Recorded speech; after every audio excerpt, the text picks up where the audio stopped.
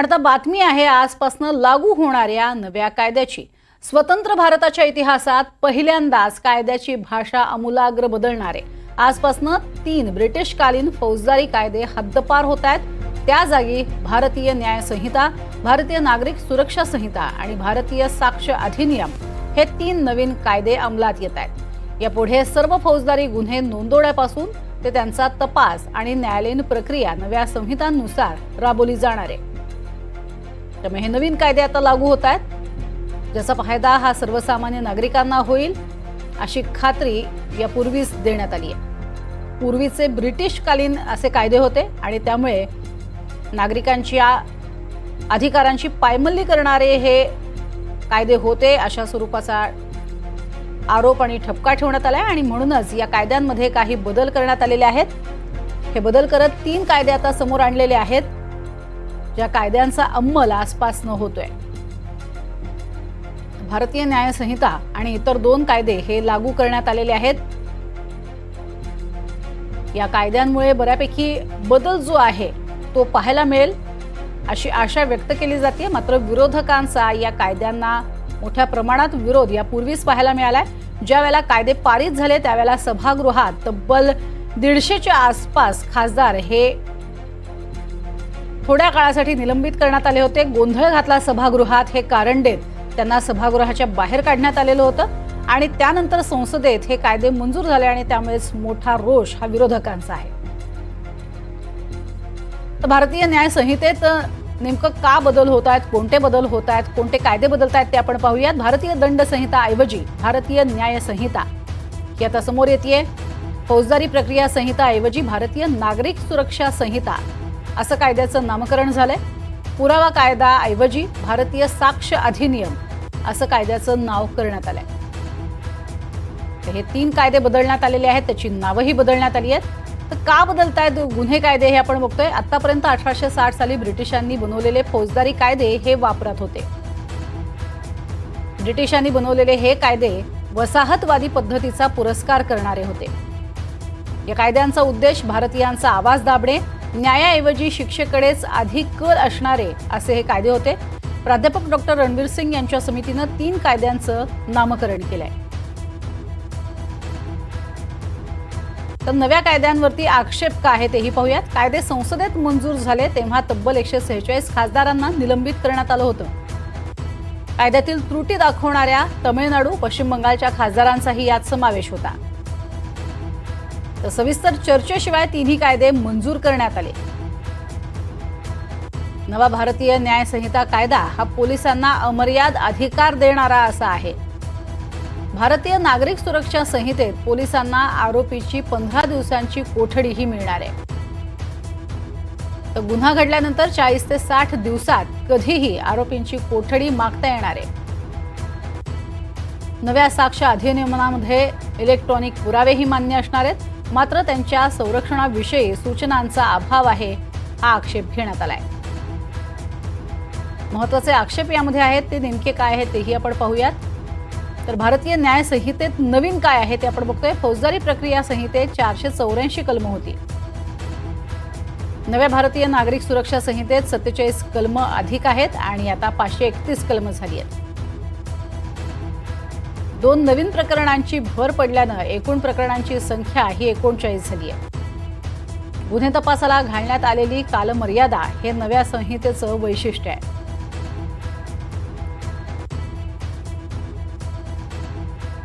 तर ज्येष्ठ वकील दिलीप तौर हे आपल्या सोबत आहेत।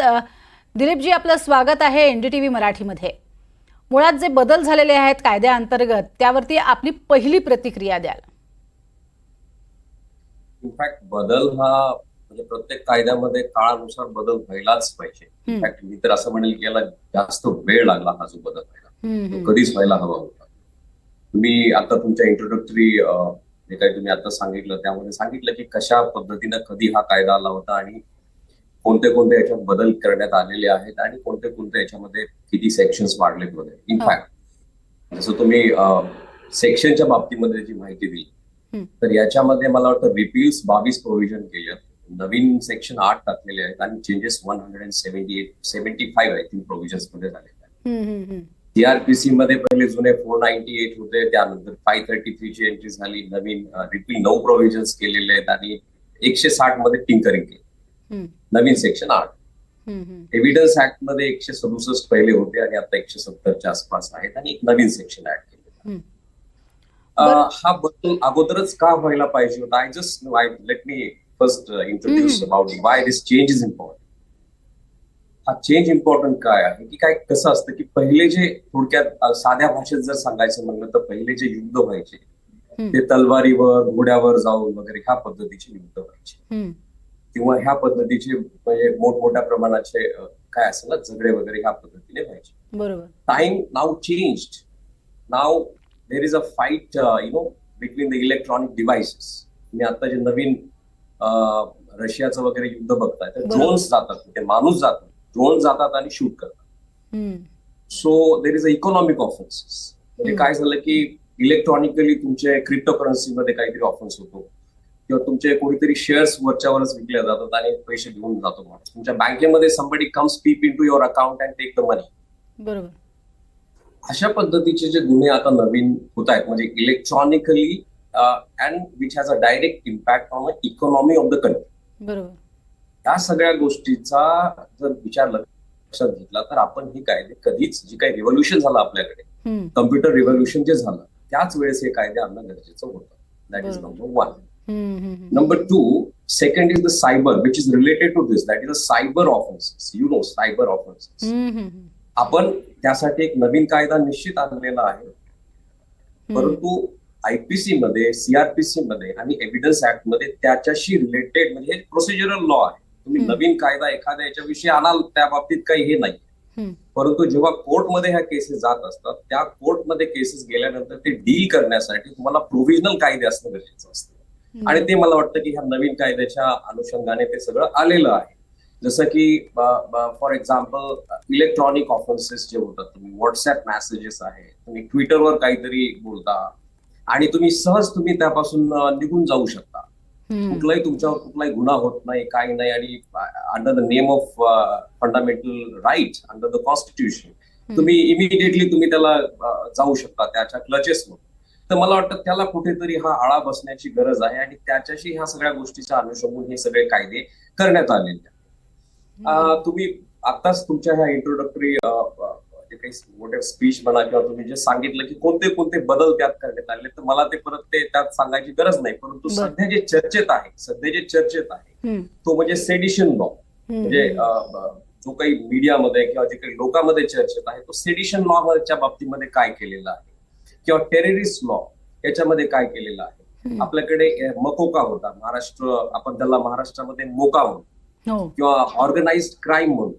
ह्या ज्या गोष्टी आहेत ह्या गोष्टी पण आयपीसी मध्ये आणलेल्या आहेत, प्रोसिजर लॉ मध्ये आणलेल्या आहेत. त्याच्या डेफिनेशन वर सुद्धा बराचसा गदारोळ चालू आहे, बरीचशी चर्चा चालू आहे की ही डेफिनेशन मध्ये मग तुम्ही कोणालाही उचलू शकता, तुम्ही कोणालाही अटक करू शकता, सस्पिशनच्या आधारावर तुम्ही अटक करू शकता.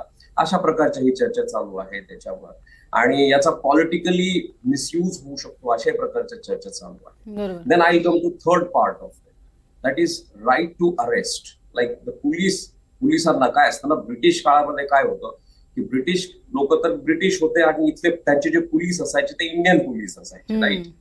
त्यामुळे त्यांना पोलीस सिस्टमवर एवढा विश्वास नव्हता आणि त्यामुळे त्यांनी असा कायदा बनवला की पोलिसांनी रेकॉर्ड केलेलं स्टेटमेंट हे त्याच्यावर ऍडमिसिबल नसणार हे कोर्टमध्ये. हे अशा प्रकारचे जे कायदे होते त्यात थोडासा त्यांनी बदल केलेला आहे. त्यानंतर जे काही अरेस्ट आहे म्हणजे जर सपोज ज्युडिशियल रिमांडमध्येही एखादा आरोपी असेल आणि जर त्याला परत त्याचा एक्झामाइन पोलिसला करायचा असेल तर त्याला करू शकतात. म्हणजे असे काही पॉवर्स पण पोलिसला दिलेले आहेत त्याच्यामध्ये जे जास्तीचे पॉवर्स आहेत. ओव्हरऑल जर मी तुम्हाला बर्ड्स आय व्ह्यूच्या बाबतीत म्हणायचं जर असं जर एक माझं स्टेटमेंट तुम्ही विचाराल तर 85% जुना कायदा जो प्रोसिजरल लॉ आहे, डेफिनेशन क्लॉजेस आहेत ते ऍज इट इज ह्याच्यामध्ये घेतलेले आहे. त्यामुळे हा कायदा कम्प्लिटलीच नवीन आहे, कम्प्लिटलीच बदलला आहे हे म्हणणं चुकीचं आहे. That's number 1. हे का म्हणतोय मी? Suppose for example take a case murder. एखाद्या व्यक्तीने एखादा मर्डर केला, त्याने होमिसाइडल जी काही गोष्ट आहे किंवा त्याच्याशी रिलेटेड ज्या डेफिनेशन्स आहेत, मर्डरच्या डेफिनेशन, याच्यामध्ये काही बदल होऊ शकत नाही. सस्पिशन, याच्यामध्ये काही बदल होऊ शकत नाही, because these are all settle norms. ह्याच्यामध्ये तुम्ही ही 100 वर्षापूर्वी डेफिनेशन जरी केलेलं असेल तर murder remain murder even today also. So you can't change the definition of murder, right? तर ह्या अशा काही गोष्टी आहेत की ज्या चेंज होऊ शकत नाहीत आणि त्या चेंज करता येत नाहीत. For example, constitutional values, then you have a personal liberty, then right to silence. म्हणजे मला शांत राहण्याचा अधिकार आहे, तो जुन्याही कायद्यात होता आणि नवीन कायदा काय तुमच्या तोंडातून काढू शकत नाही, isn't it? तुम्हाला if you have a right to silence, you have a right to silence, that is always given in the constitution. So then there is a presumption of innocence. So it's a golden sort of law. So presumption of innocence तुम्हाला तेव्हाही होतं, आताही आहे. म्हणजे then you have a open courts in India, correct? हे तर काय बदललं नाही, सगळ्यासमोरच कोर्ट प्रोसिजर चालणार, सगळ्यासमोरच हिअरिंग चालणार. We have a modern administration, we have a current jurisdiction. तर मला वाटतं की ह्या सगळ्या ज्या गोष्टी आहेत ह्या ऍज इट इज आहेत. म्हणून याला असं म्हणणं की काहीतरी भयंकर काहीतरी वेगळं झालंय आणि भयंकर काहीतरी नवीन आलंय, हे चुकीचं आहे. कारण हे सगळं सेम राहणार, याच्यामध्ये डेफिनेशन मध्ये काही बदल पडणार नाही. थोडाफार टिंकरिंग झालेलं आहे, जसं की टेररिस्ट ऍक्टिव्हिटीज. नवीन कायद्यामध्ये टेररिस्ट ऍक्टिव्हिटीज जर तुम्ही बघाल तर याच्यामध्ये त्यांनी इकॉनॉमिक ऑफेन्सेसचा अँगल याच्यामध्ये घुसवलेला.